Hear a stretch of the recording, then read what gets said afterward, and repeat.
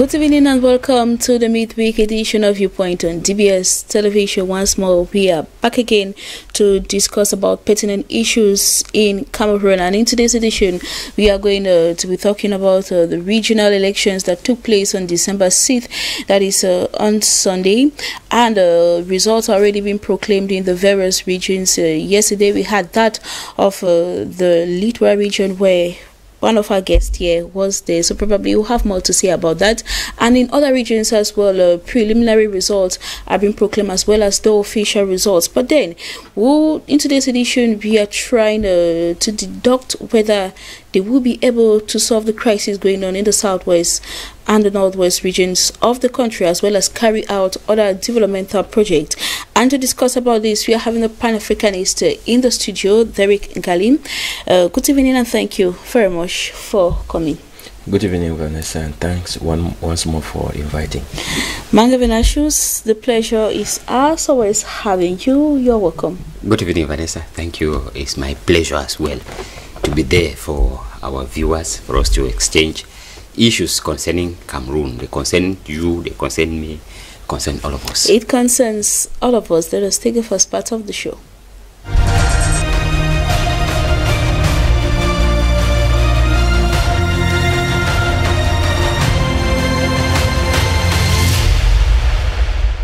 In the first question, will regional assembly solve the Anglophone crisis in Cameroon? Derek, I begin with you. It's a no. A no. Manga Venashus? Yes, Vanessa, I would have said yes. But yes, to a certain extent. So I sit on the fence, yes and no. Yes and no.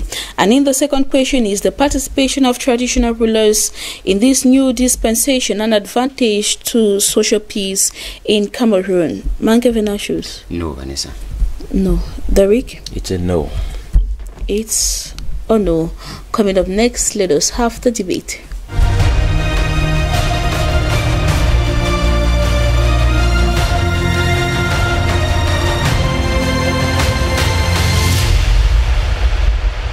Will regional assembly solve the Anglophone crisis in Cameroon? Derek, we are talking of these regional councillors that have been elected, and we are trying to find out, will they be able to solve the Anglophone crisis, given that they will act as intermediaries now directly with the local population and the government?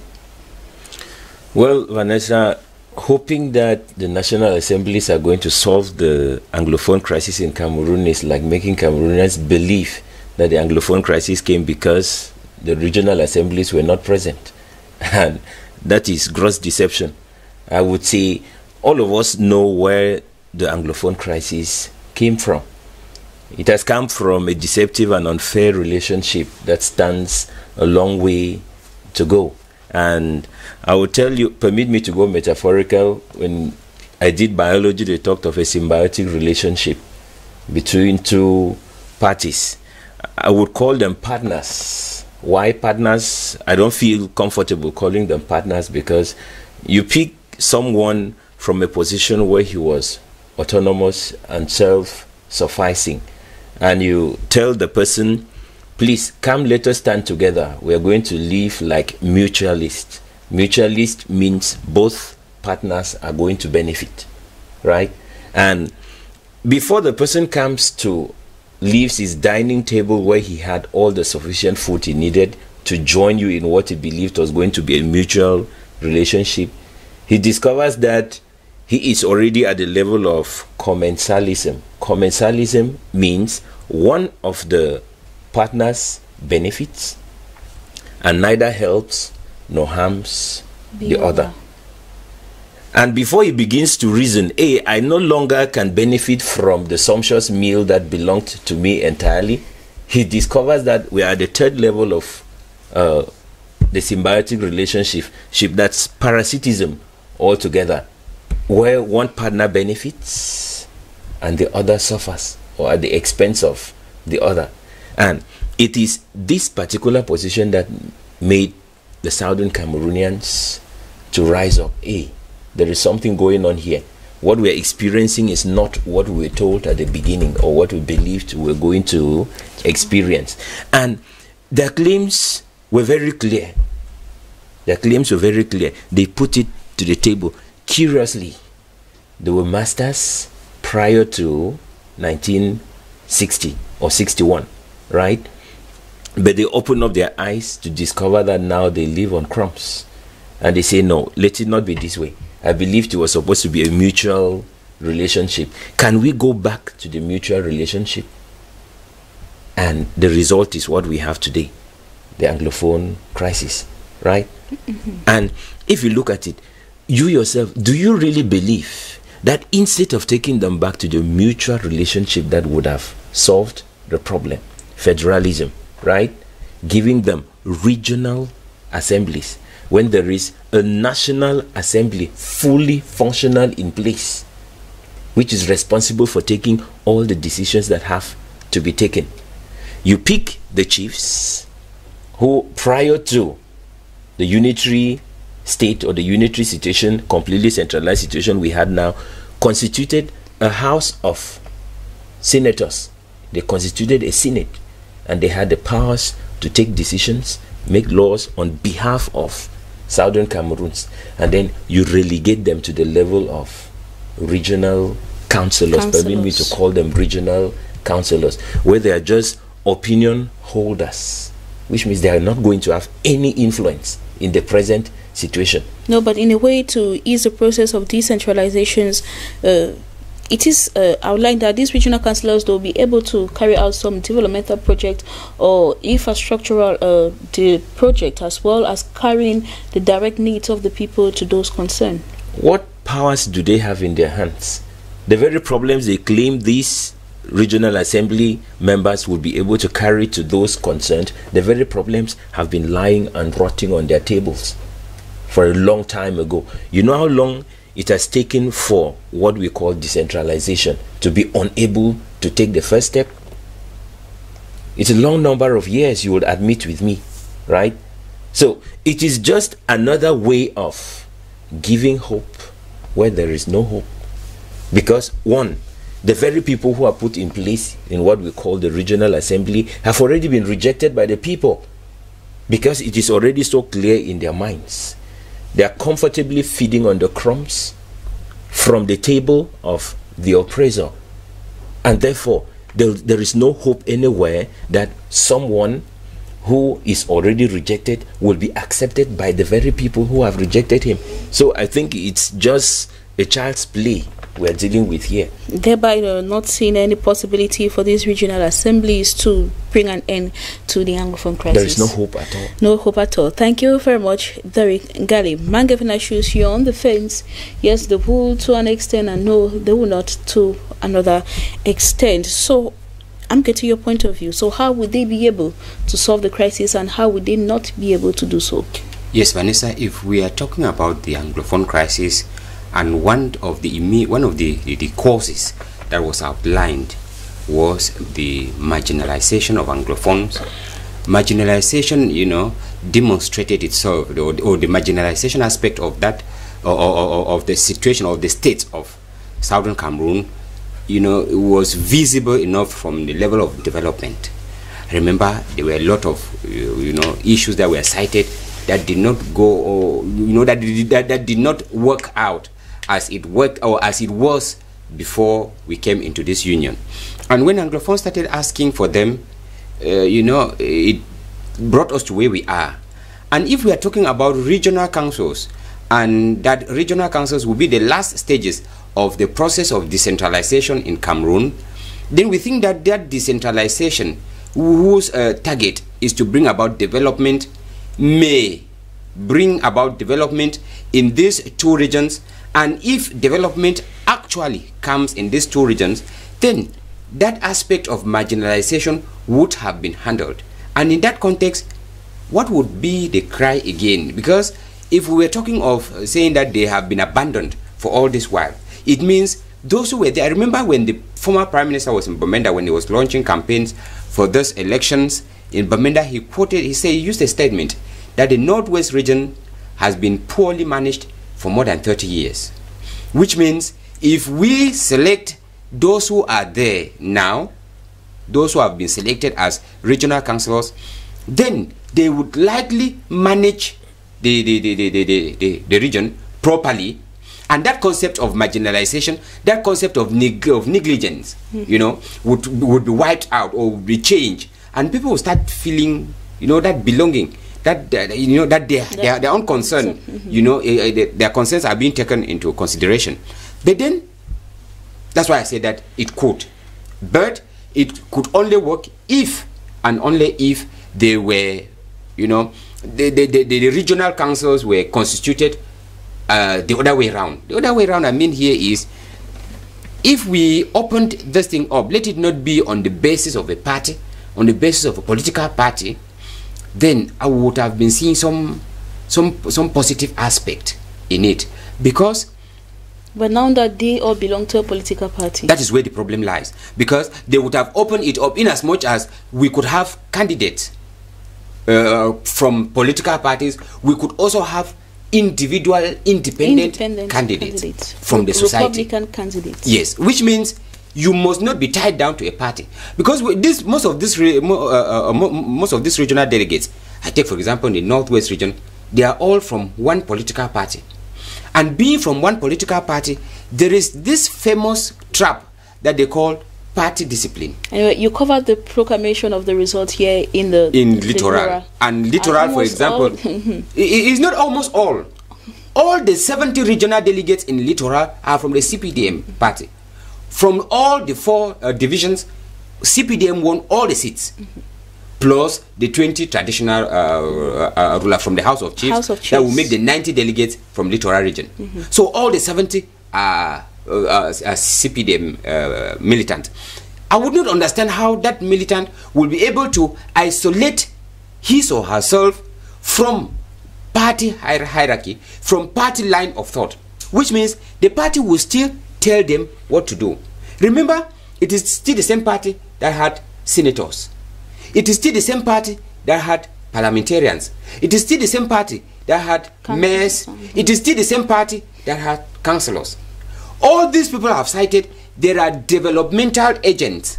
There are people, we call them people's representative, to bring about development. They are supposed to represent the local people, those who voted them in the national assemblies or within the national gathering. But for all this while, we've never had these 4 groups of people that I've named, because they operated within party lines.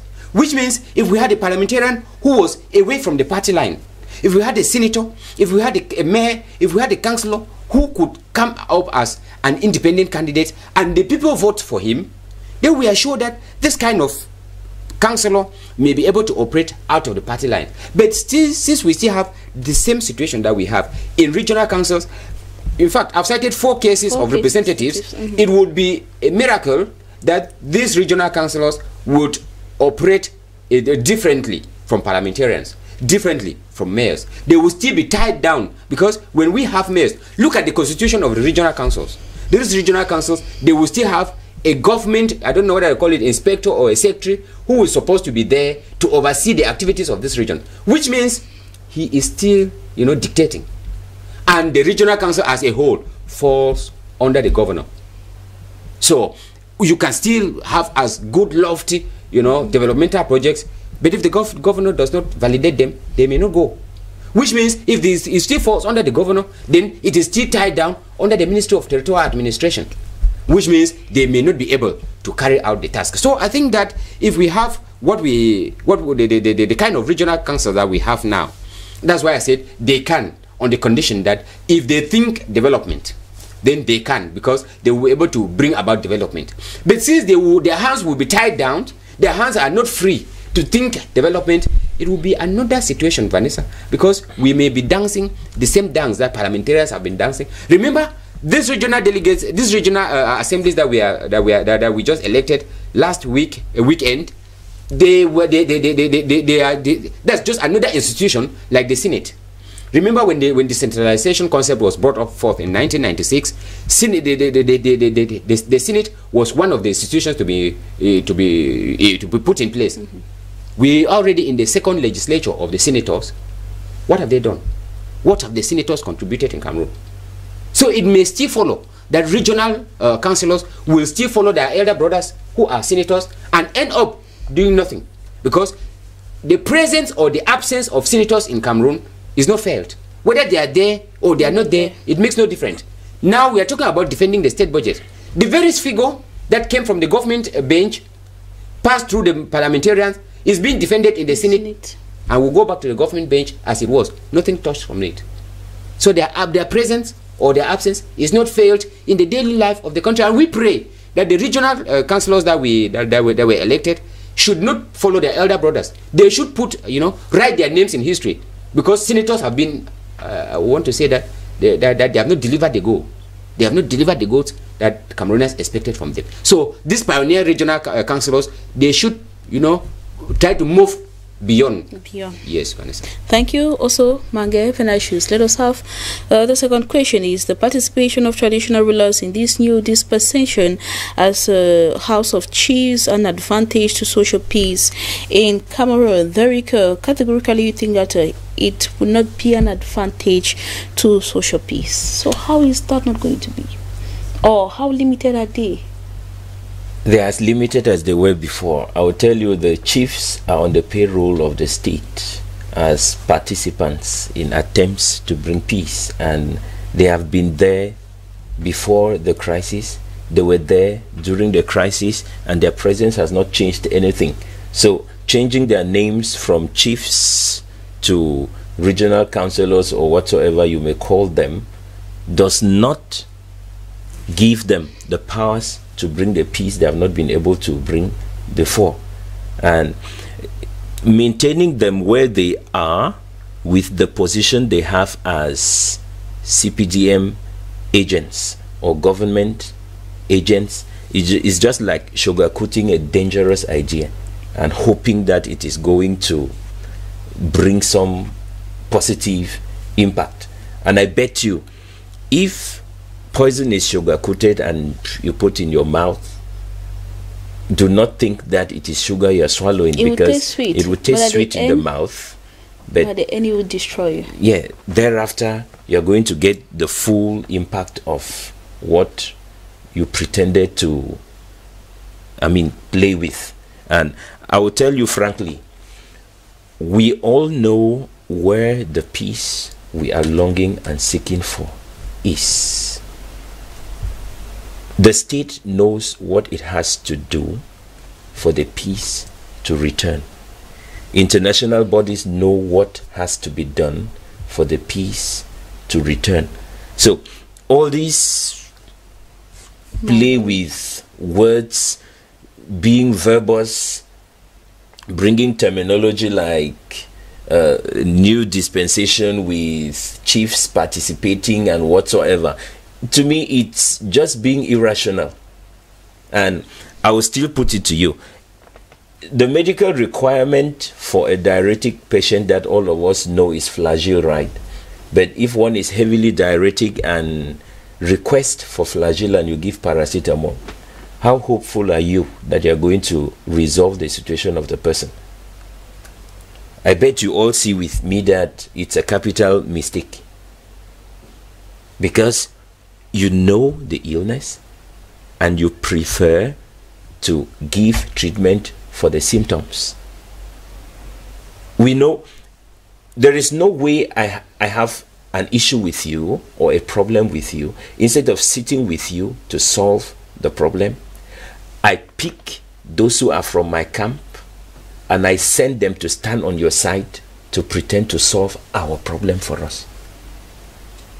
And I don't know if you get the point I'm making clearly, because those who were voted all together are all from the carpet of the state, of the CPDM political party. Let me use the terminology of Mr. Mange Venasius.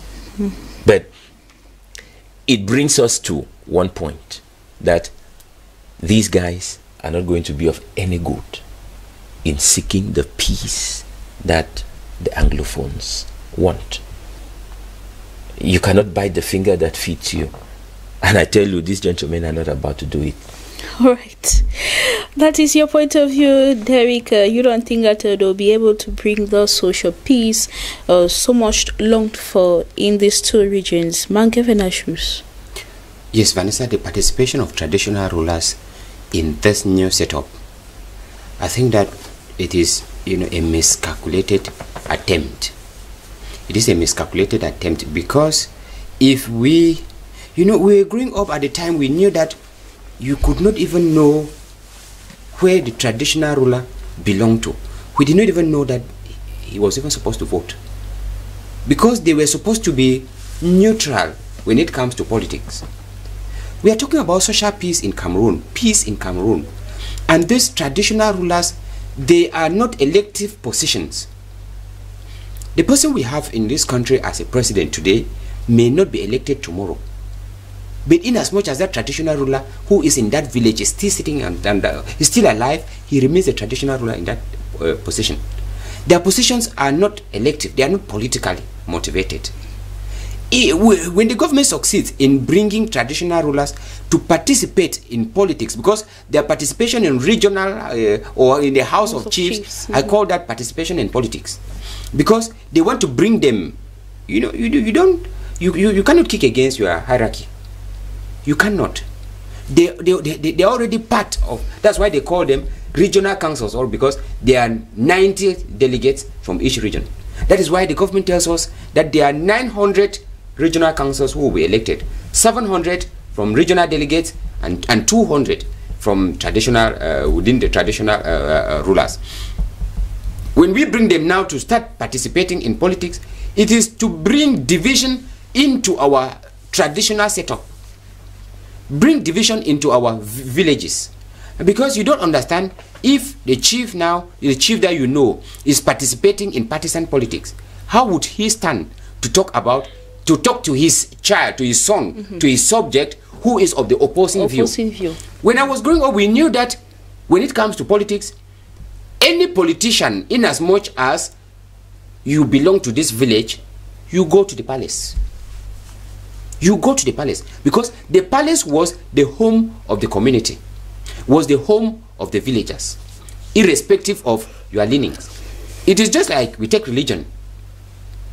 The phone is not a phone to Christians or to Muslims or to those who do not even belong to any of the faith. The phone is a phone to every child in that village, irrespective of your religion. That is how it should have been in politics. The phone should be the father of each of his subject, irrespective of our political leanings. But we have successfully caged them. I use the word cage because we have brought them into a tight corner where they will no longer be free. They will no longer be neutral in the management of their affairs. Because as a member of the regional government, of regional council, as a member of that council, you are not supposed to oppose your authority. That is a simple rule in public administration. You don't oppose the authority. Who would be the authority? Vanessa, I see another war in our villages. I take, for example, if we look at the regional, the president of this regional council, I take, for example, this littoral region. If the president of the regional council for littoral region will be somebody from from this Sawa tradition, tell me how this president of this regional council will lord it over the house of chiefs, because those 20 chiefs are part of that council. They are part of it, which means in our traditional setup, the phone is the highest authority. Yes, in the village. Among Venashus, that leads me to ask you that could we say that is going to go a long way to destroy the cultural background of the Anglophones in general? Vanessa, remember because we used to have a different kind of respect for our fonts and our chiefs. Vanessa, I was discussing with some other politicians, and they were saying that the concept of this regional assemblies was conceived from a different traditional background. Remember, in the other side of the Mongo, you know, they always say the Grafi, yes, and the coastal area, or those from the forest area of Cameroon, their traditional setup are not as stronger like we have in the grass field. I remember the fonts are, you know, they are considered, you know, those who stand between the living and the dead. They communicate between the living and their ancestors. That is why in our grass field regions, you don't greet a fawn. in our grassfield region, the fund does not just go anywhere. But in the forest area, the fund is a normal citizen like any other person. The chief is a normal citizen like any other person. He drinks and plays with any other person as usual. Instead, we have they are always referred to as administrative, auxiliaries of the administrator. It is true that the funds that we have, they are auxiliaries of the administration, but they don't have the same background, the same cultural background like the chiefs have. But then we are bringing them into a situation where all of them will be the same. Yes, and once all of them are the same, that cultural value, that unity and that they have will no longer exist. That social peace will, because everybody will not feel I belong to this. Freedom of expression as well. Of course, it will no longer be. So our traditional values, especially from those from the grass field, has been weakened. In fact, if not disintegrated, because they will no longer command that sacrosanctum, status that they had. Remember, in my village, you cannot greet the phone. You don't talk to the phone anyhow. But this phone will now have to go and sit in regional councils and they discuss. I mean, we are debasing them completely, Vanessa. So I think that instead of solving the social peace that we are crying for in Cameroon, we run the risk that they are going to bring chaos and disorder, division in our various villages, Vanessa. Thank you very much, Manga Venashu. So, Derin Kalim, faced with this and your opinion that they will not be able to actually bring an end to the Anglophone crisis or bring social peace, what should they do to differentiate themselves with others? If the government of our country is honest enough to themselves, Vanessa, and my opinion were to count, I would recommend that we either embrace a complete decentralized situation as it is supposed to be, or we go back to the federalism which will bring the peace that all of us have been longing for. Because all this game play around with councils, assemblies, decentralization is not working. Thank you very much, Delik, a Pan-Africanist. It has been a pleasure having you. Thank you very much for contributing. Always a pleasure. Manga Venashus, thank you as well. Thank you, Vanessa. Ladies and gentlemen, we've come to the end of today's edition. Why civil society activists, why opinion holders are crying foul that a better change will come with these regional councillors and the House of Chiefs. We do hope that they will make a difference and make their people happy and satisfied. See you tomorrow, God willing. Do stay tuned and goodbye.